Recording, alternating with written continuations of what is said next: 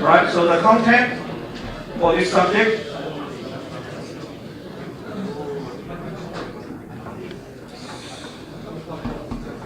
Okay, so maybe I will continue after you stop talking, right?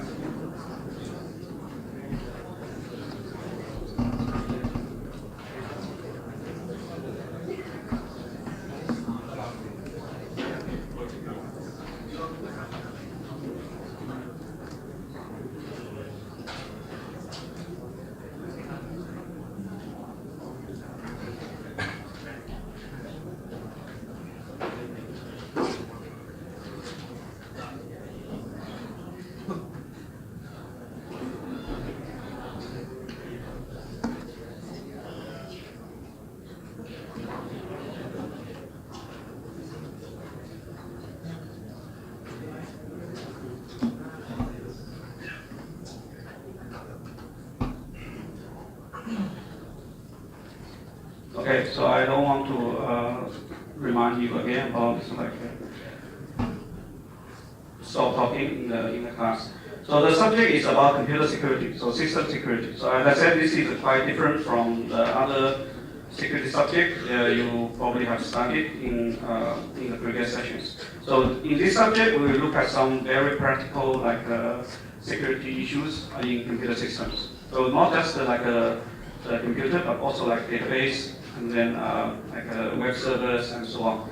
Right. So this is more like a practical compared with like 361 and 368. So in those subjects, we study some crypto algorithms and some network security standard, but actually you won't really directly interact with those softwares or systems. But in this subject, you will interact with operating systems, databases, and so on, like web systems and so on. So you will basically have the experience of many of the security issues we study in this subject. So we will look at, for example, authentication, access control. So we will look at some principles and theories behind these security system security issues and solutions. And then we will also look at some practical, like real examples. For example, for the authentication access control, we will look at how this is done in Windows, in Unix, right? So you will see some practical lecture notes related to authentication access control in Windows and Unix. And in the lab exercise, actually, you will also do a lot of exercise related to system security. And then we will also look at, for example, like a malware, denial of service, and so on. So all these are very practical security issues. And then we will also look at touch a range of systems. As I said, system security actually is not just for a normal computer or operating system. So it can also be related to like a code security, how to write secure code. So and then attackers may also exploit vulnerabilities in the code, right? So we will look at some good practice for writing secure code instead of a vulnerable code. And then web security and also database security. For example, we will look at some popular attacks, some if you have heard of those attacks, so-called cross-site scripting or injection, so all those kind of attacks that can appear in the web and also in the database systems. Then we will look at how these attacks are performed and what are the security issues underlying those attacks. And then, as I mentioned, this subject is not about cryptography or mathematics. And then we don't care about the coding syntax in the subject. So for cryptography, it will be covered in 361, right? So this is a quite theoretical and mathematical oriented subject. And the 368 actually is also it's not as so from the mathematics perspective, it's not as intensive as 361, but the 368 still have quite a lot of abstract theories and concepts.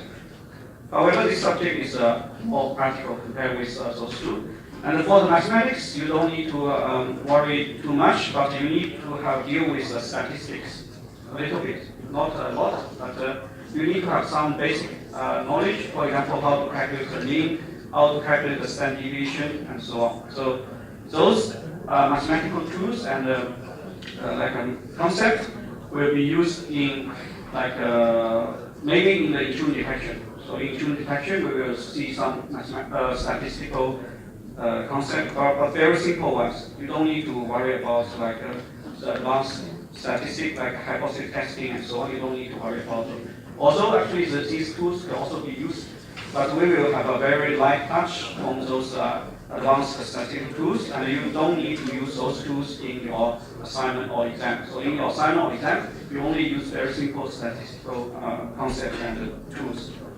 And then for the code, basically we don't care about whether you have a good like a coding style, whether you but we care about the security of the code. So basically, we will look at whether you can code like you basically avoid the vulnerabilities in the coding. But we don't really look at whether you write very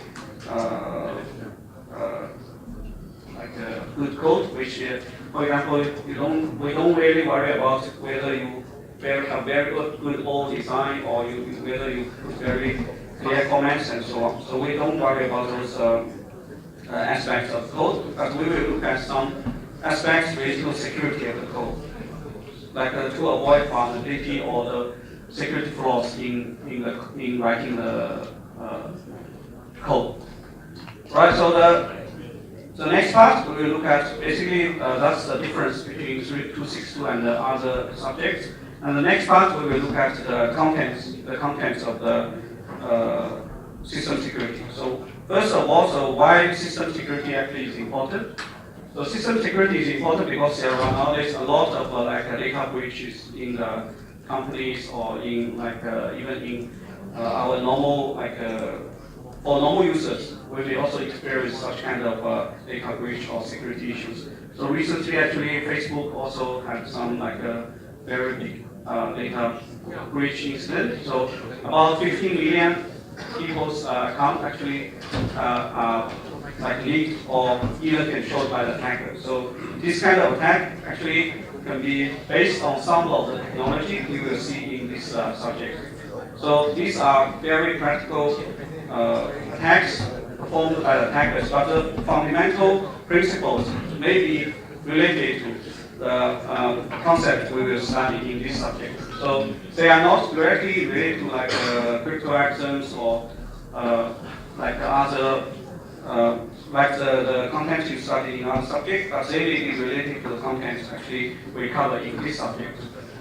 Okay, so why information security or system security is important? Of course, we need to protect our like a computer or our like database because we want to make sure our information is well protected from the attackers or even from some other insiders of the company, right? So for example, intrusion detection, sometimes we want to detect some intrusion performed by the insiders.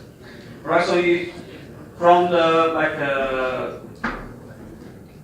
user's viewpoint, so if we have any like a security breach or data breach, then the cost actually can be in different aspects. For example, you can have monetary loss. For example, sometimes if you have successfully hacked into if someone is successfully hacked into your account, then basically you may have a monetary loss.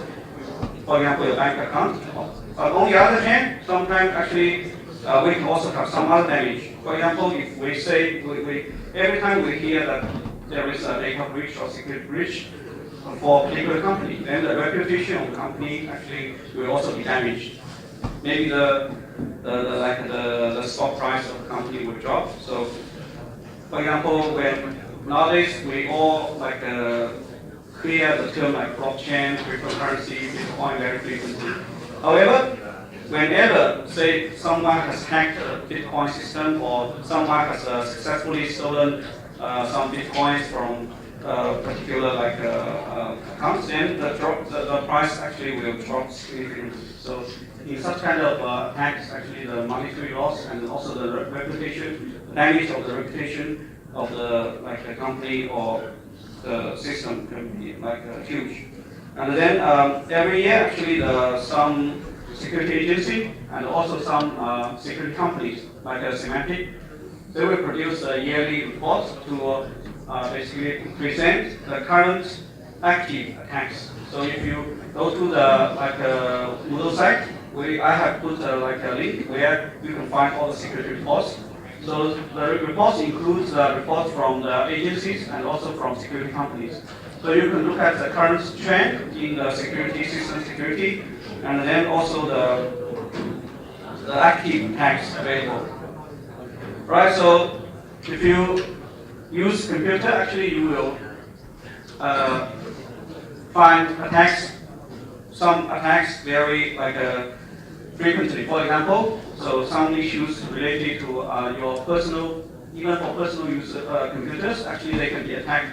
So one typical example is this ransomware attack, right? So actually it affected many students in Australia. So in Australia, a lot of students, their computers were locked by the attackers, and then they need to pay this ransom payment in order to unlock the machine, right? So, and you also have experience with malware, phishing, spam, all these kind of security issues related to personal use. Even for individuals, we can have this kind of security issues. So the computer security is no longer an issue about the government or the companies, or even for individual users. We can have we can be affected by computer security issues. Right. So of course, sometimes people will just do the hacking for fun. So these are the examples for such cases. So in particular, some university students, they like to do this kind of hacking just for fun. However, so sometimes this can also still can cause a problem to the end users. Right. So why people hack other systems or computers? Because they want to steal the information. So the information actually nowadays can be sold by the hackers to many hackers. For example, the phishers, like the phishing hackers, they may collect such the information from the hackers. So they may, if the hacker can successfully breach the system and obtain the user accounts, like the user information, then this information can be sold to attackers. Like the phishing email, actually nowadays, those phishing attackers, they will try to locate a target, specific target. We call this kind of phishing as spear phishing. So they will locate a specific target based on the information they actually collect from some hackers. Right, so you can see there are a lot of information that can be sold to the attackers.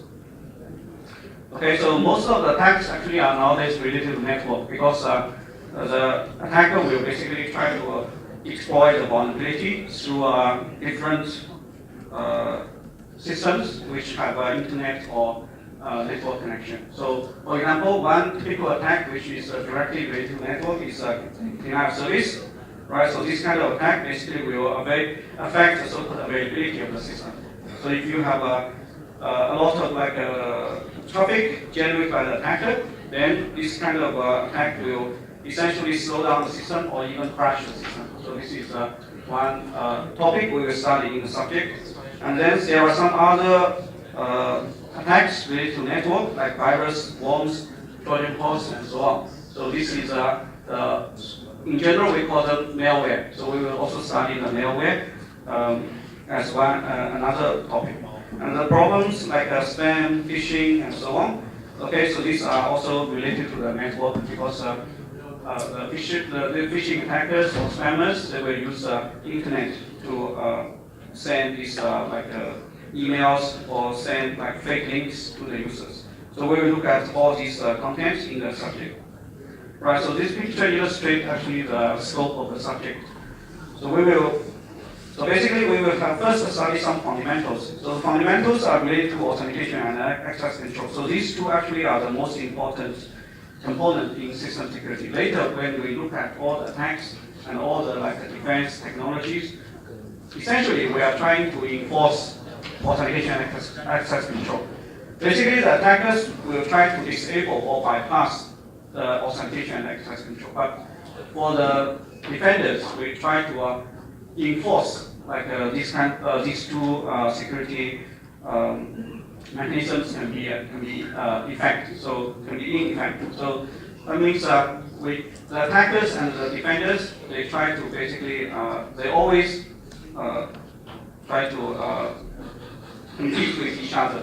Right, so for the attacks, actually we will look at some specific attacks, like buffer overflow. So this is one type of attack. For example, in buffer overflow, you can gain control of a computer by using this kind of attack. Right, so in particular, when you have an executable file, if you use this kind of buffer overflow, you can run some additional command or additional program on top of the normal program. So for example, you can actually run a shell with the root access when you actually invoke a program which is owned by the root user. So we will see how this can be done by using buffer overflow. Then if you gain the root access and then open a shell, then you can do anything. Right? You can change, you can create new users, you can modify other users' account and so on. Right? Then the denial of service attack. Right? So the denial of service attack is some attack against availability. And then we will look at, in general, there are two different types of denial of service attacks. Some may just crash the system, some may make the system very slow. So we will look at this how to prevent these kind of attacks. And then the malicious code. So actually the malicious code, sometimes we will see this is mainly the malicious code sometimes actually is virus, like the worms and the Trojan horse. These are the malicious code. And on the other hand, we also have non-malicious code, but very vulnerability codes. So those are codes written by the honest users, but they are vulnerable. So they can be exploited by using buffer overflow or other attacks. Then malicious codes are the code which has a malicious intention. So we will look at how to categorize virus, worms, Trojan horse, and so on.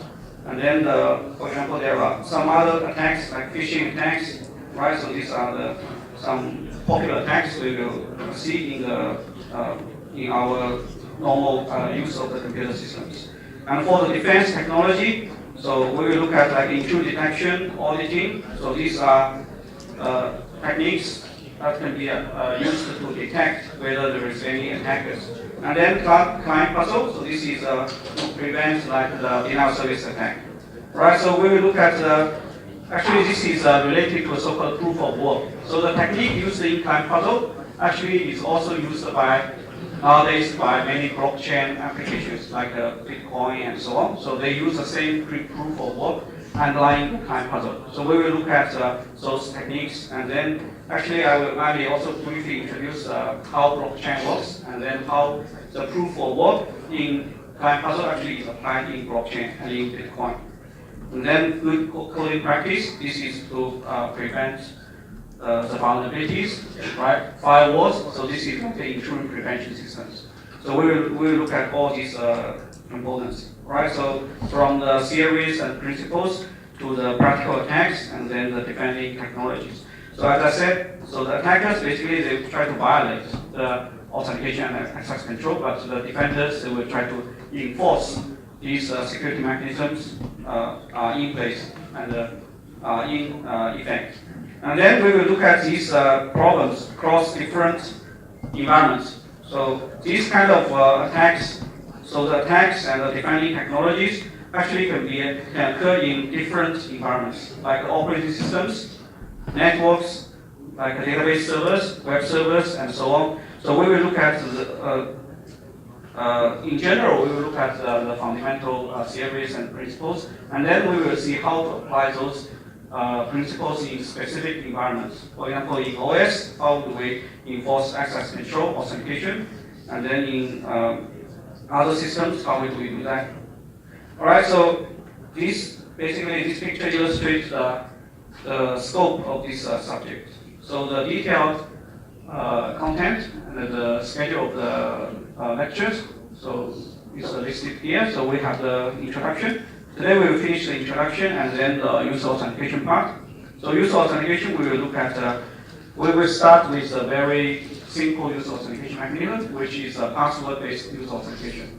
So although it's very simple, however, so actually the behind this authentication mechanism, there are still a lot of important issues and important concepts and principles. For example, we will also look at, for example, how do we store the user password. So actually we don't store the plain password, but we store some transformed password. Right, so we will look at how this user authentication is done in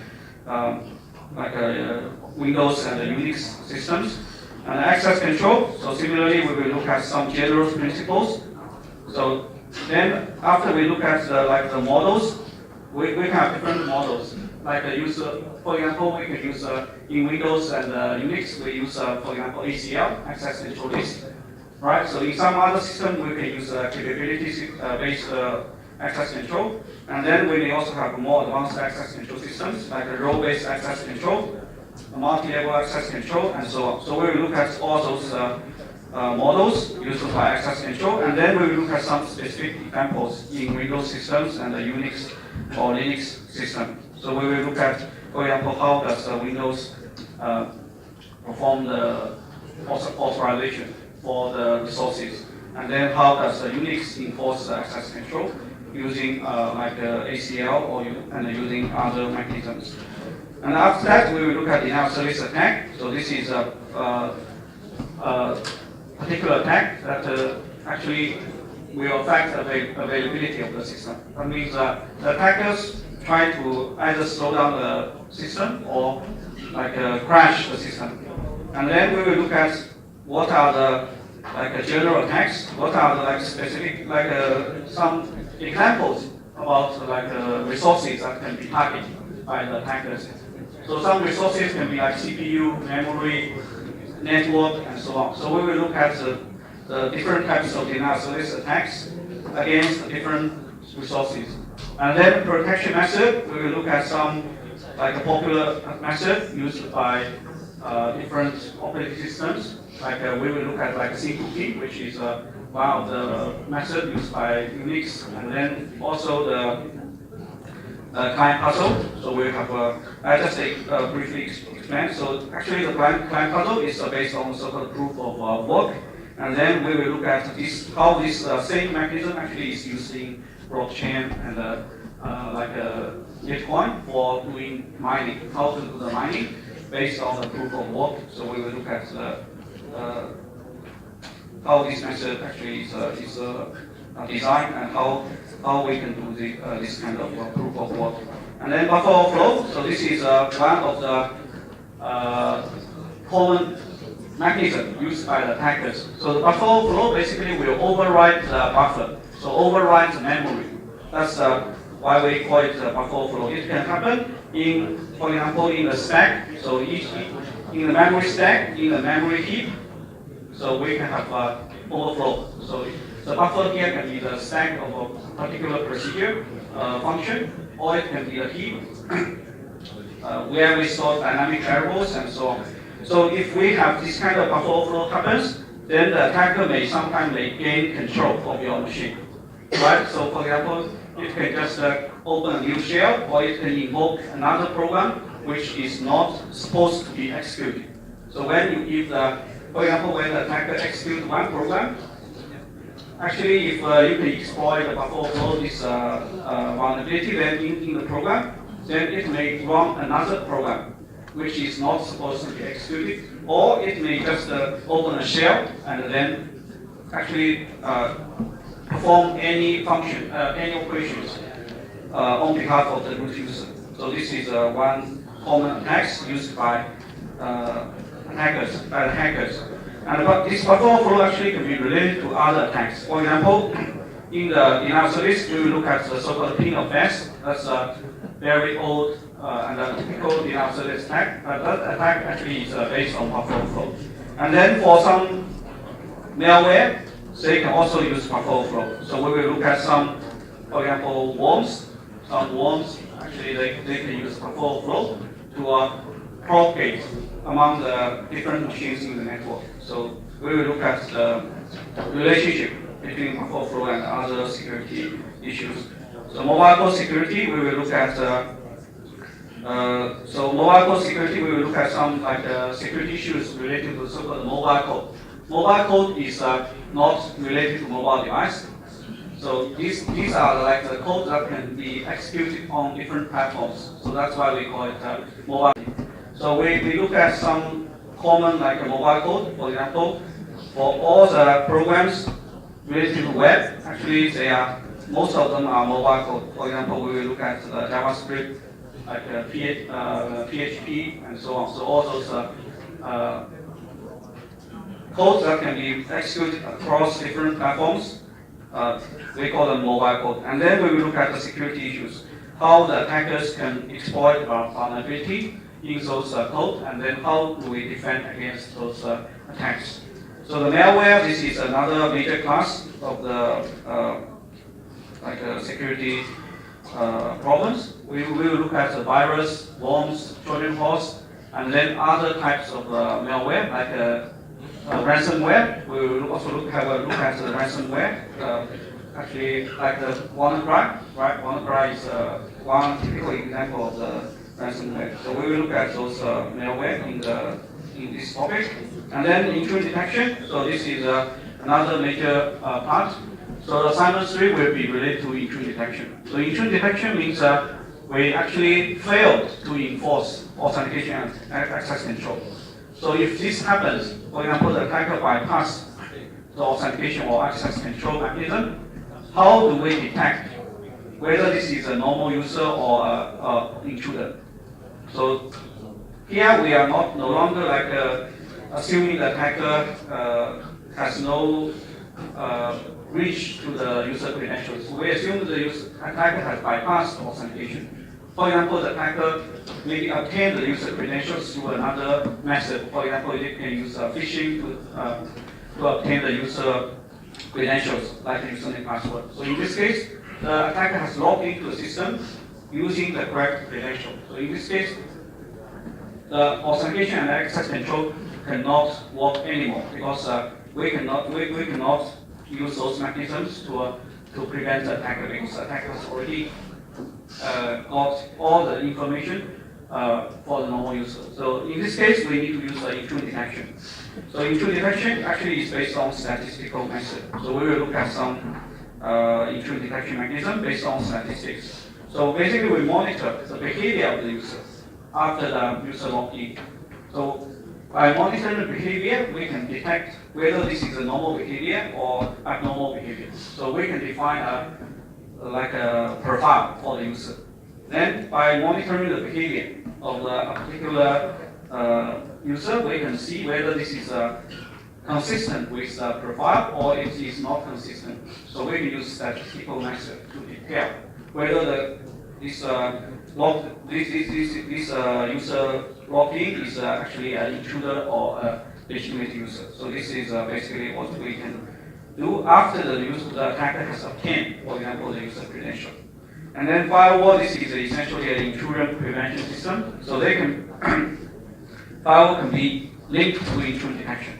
So once the intrusion is detected, then, for example, if we notice there is an intruder, and the intruder is actually from the network, from a particular address. For example, from this particular address, there is a remote login, and then actually this is the intruder. Then the firewall now can block such kind of connection. So we can use a firewall to block all the connections which are raised by, which are detected by the intrusion detection system. Right. So this is we will look at the different types of firewalls. So if you study 368, you probably still remember, in TCP/IP, we have different layers: application layer, transport layer, network layer, right? IP layer, so data link layer, and physical layer. So for all those layers, we can have firewalls. So we can have different firewalls, and they will perform different functionality. So some of them will filter the packet based on the application data. Some of them will do the filtering based on the maybe TCP, like the transport layer information, and some will do the filtering based on the IP layer. So we will look at different types of firewalls that can do filtering based on different TCP IP layers. And the last topic will be database security. So we will look at, for example, SQL injection, how to do the injection attack using SQL malicious like SQL command. And then we will also look at like a statistical database, how to perform the so-called inference attack. So sometimes even we only allow statistical information or so-called non-sensitive information to be queried by the user, but the user may still be able to derive sensitive information from the non-sensitive data, right? So we will look at how to prevent those kind of inference attack. That means the attacker may try to infer some sensitive information from non-sensitive data. How to prevent that kind of attack? So we will look at in database security. Right, so these are the topics we will cover in this subject. So as you can see here, most of the topics are quite practical. So they are very closely related to our daily use of the computer systems or database systems. And there are not much mathematics involved in these topics. So the mathematics we will see probably will only occur in like this protection method or denial service, where we will see this client puzzle. So client puzzle, again, we will see some statistics. And then in intrusion detection, we will again see some very basic statistics. But for other topics, actually we don't need to deal with very complicated mathematics. Okay, so that's quite different from the 361 and the 368. Right, so in general for the this subject, so as I said, we want to basically enforce authentication and access control. So by using authentication and by enforcing authentication and access control, we try to achieve three security goals. One is confidentiality. So basically, we only allow authorized users to access information. Right. So if the user is unauthorized, then the user cannot access the information. And integrity. Right. So only the authorized user, only authenticated and authorized user can modify the data. Right. So unauthorized modification will be prevented or detected. And then availability. So this is related to denial service. So in 361 and 368, actually we don't really see a lot of tools or techniques that can provide availability. But in this subject, we will see some mechanisms that can be used to achieve availability. So this is to prevent the attackers from either crashing the system or making the system like a very slow. Right? So okay, so as I mentioned, the two aspects we want to enforce is authentication and access control. So sometimes people will mix these two concepts together, right? So many people, they will just assume like authentication and authorization they are one single like concept. But actually these are two different concepts. So authentication is about the identification. So we want to identify who the user is, right? So then we use password or use fingerprint or use other mechanism, for example, like a hardware token and so on, to do authentication. So we identify who the user is, and then authorization is about access control. So what the user can do after we know the identity of the user. So maybe so Alice is a manager, and then Bob is just like a normal like a programmer, but they can be both authenticated users. However, they have different authorization. They have different like access control. So Alice, as a manager, may inherit all the like rights of the Bob, but on top of the like all the permissions of Bob, Alice may have additional permissions. So in this case, so actually we can use, we are talking about access control instead of simply authentication. So we will look at these two aspects first. So we will look at some principles and then also some mechanisms for authentication. And similarly, we will look at the principles, models, and so on, and some practical examples about access control. Then after that, so later we will study other topics. So you will see, essentially, for other topics covered in the subject, they are related to these two. Because all the attackers, they basically try to bypass or violate these two security mechanisms. But for the defenders, we try to enforce these two mechanisms. So we will look at we will look at these two aspects in different contexts. So that's basically what we will study in this subject. So in summary, basically we can summarize system security as a control of access to resources.